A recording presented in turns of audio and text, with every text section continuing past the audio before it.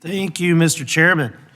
Mr. Walker, in your testimony, you highlighted that the Clean Water State Revolving Fund achieves results because the programs are run by the state and not by the federal bureaucracy.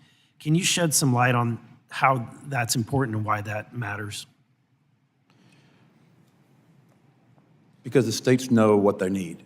The states we talk to those people. I know those people on the ground, and I know what they need. I know how we can work make a package that works for them instead of a mandate. I mean, EPA manages the WIFIA program. EPA is not a bank. So the states are the banks, and we know the programs, we know the projects.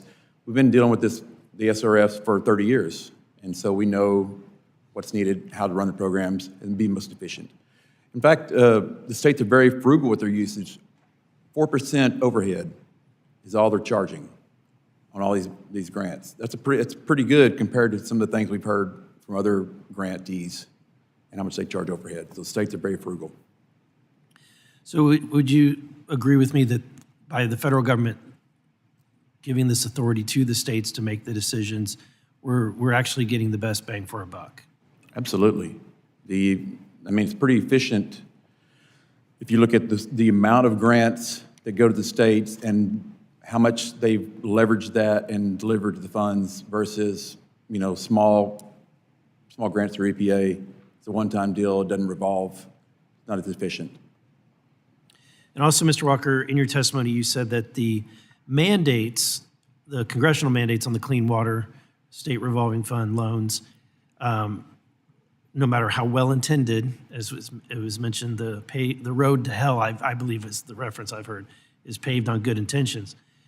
But they increase the cost of clean water infrastructure, which can directly be applied to citizens and their utility bills. Can you provide an example of how our mandates have increased the costs that ultimately increase the costs for consumers? Especially for small communities, they don't have the people to do the reporting, write the reports. They're relying on engineers to do that. And so they have to charge, those engineers have to charge for that. That adds to the cost of the whole fund, the whole project, but it doesn't add to the pipe in the ground. It takes away from the pipe needed in the ground or the treatment systems, things like that. These are costs that the engineers have to charge to do that don't go into fixing the system itself. Mr. Buckley, in your testimony, you emphasize that the projects that your industry undertakes are not small endeavors, but ones that cost millions of dollars and require multiple layers of bureaucracies to have to coordinate. Can you expand on that, the difficulty it is to have to deal with the federal government, the state, the local government, whenever you're dealing with a project? So a lot of it is, thank you. So a lot of that is flow down. So what is required at the top flows down to the person or the firm all the way at the bottom. So whether it's BABA or AIS, any of the requirements, whether it's someone mentioned Davis-Bacon, and all those add up into time and resources, and having someone handle, track it, follow, report it, and send that up. And that's on a monthly basis. That's nothing that just happens at the end of the job or at the beginning of the job. It's on a constant stream. So it's constant use of resources.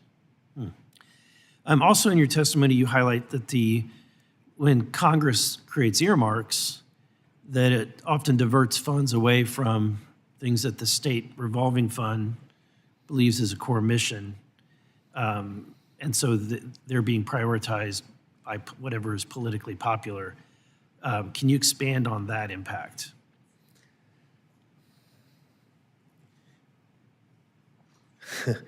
It's a tough one.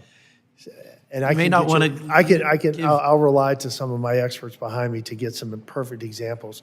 But realistically, it goes back to what Mr. Walker said earlier. The states, and in this level, the municipalities and the utilities, they know what's best for what they need. And when a project is not chosen because of another earmarked specific project that needs to be done, that project doesn't have the funding anymore. And that's earlier when I mentioned we're kicking the can down the road on our system, on our pipes, on our treatment plants. It's exactly what we're talking about. We're taking money away from a project that needs to be done and giving it to something that doesn't necessarily have to be done. Thank you, Mr. Buckley. Thank you, Mr. Chairman. I yield back.